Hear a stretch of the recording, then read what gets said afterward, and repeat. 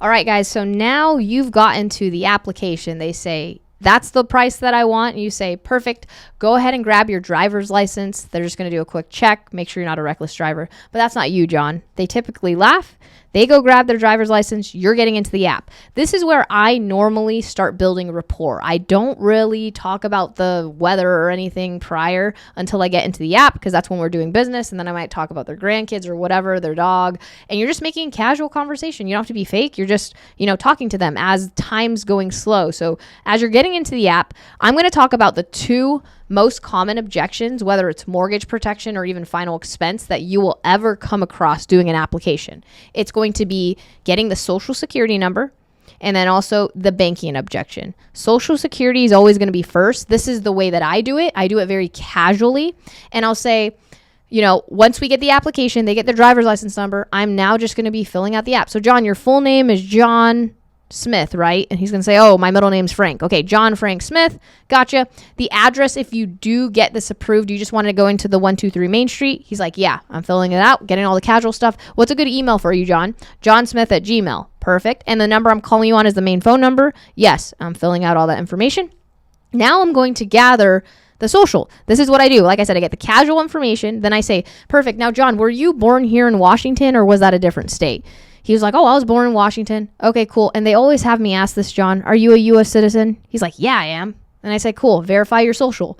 They give you the social. I rarely get objections during this process. Now, in the very unlikelihood of you getting an objection, because you have to say it very casual. Don't make it weird. Don't say, hey, so this is the verification process. I just got to get your social. If you make it weird, it's going to be weird. So this is how I say if they do have an issue with the banking. Okay, so if we're going to go to the script, I have it here, right? Obviously, we're at this part of the script.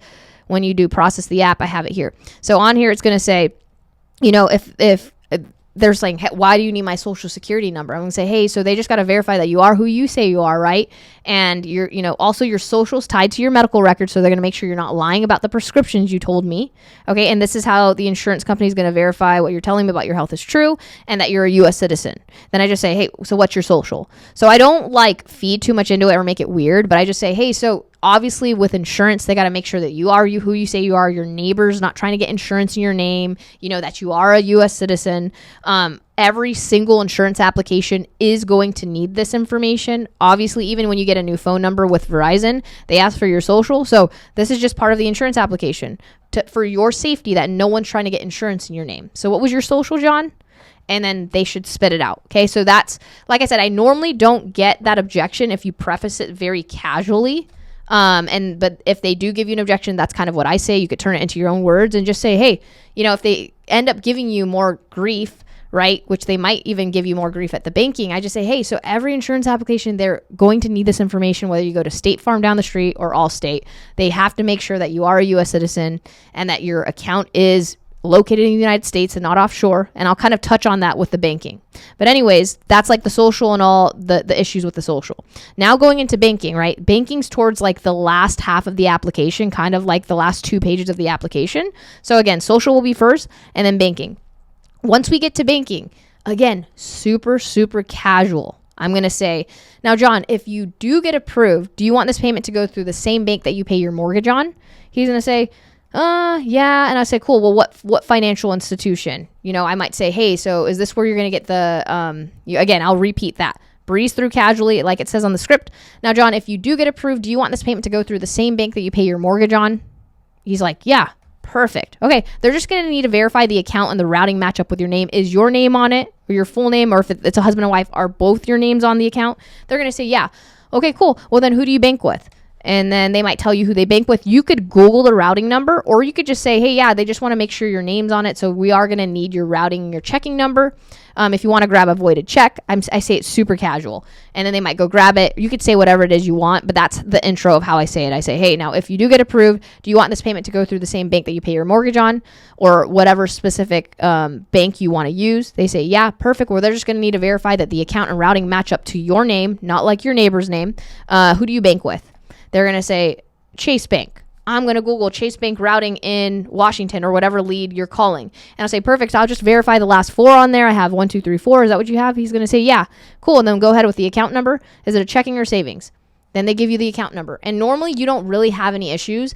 In the event you do, which like I said, it doesn't matter how good you are, you're always going to have people who are weary to give you their social and their banking. It's just part of the process. Just know those are the two most common objections. This is how you handle it very casually. If they do give you issues with the banking, I might say, hey, John, I totally understand. I'm licensed and I have to do a background check, get fingerprints, but I'm like licensed to get this kind of information for the insurance companies. They don't give somebody like me a license without doing my background check. I totally understand that, but if you do really want to see if you could get approved, they will need that. They will need that information. They're just wanting to make sure that you don't have, an account offshore that you're trying to funnel this money through and that your name's on it and not like your neighbor's or your sister's name, right? They want to make sure that it's you're applying for the insurance. And again, nothing comes out today, John. We're just doing the process. We're going to find out in the next few business days. So go ahead with that account number. Right? And I just casually go through and I hear them like, hey, remember, we're neutralizing. Totally get that. I ask for sensitive pieces of information all the time, and I would never jeopardize my career to mishandle your information. So you have my word. Obviously, I have it here. If you want, I could even send you a picture of my driver's license just so you know I'm here. And it has all my private information on there, whatever's going to make you the most comfortable. So that's something that I would say if they are giving any issues. And if you don't get it, you don't get it. You move on to the next person, but just be very casual. Don't be weird. Don't be like, hey, so this is the verification process. They're going to need your routing and number. I know it's really weird. Like, don't say stuff like that. Just be casual, move through. And if you need any more help, ask your mentor, hit me up if you want. But that's just how I overcome those two objections. And it's going to be very common. You could be you could close a lot, but you're always going to come across people who've experienced fraud. And you got to remember, these people have had like a lot of things taken from them. So don't take it personal. Never take it personal. Just be like, how could I get better? If you didn't get that appointment, talk to your manager. I love when my agents talk to me and they say, hey, I struggled at this part. Cool. How did you sound? Let me hear you the next time. And then we tweak and adjust and you get better and better and better. But those are the two most common. Let us know if you need anything, and I hope it was helpful.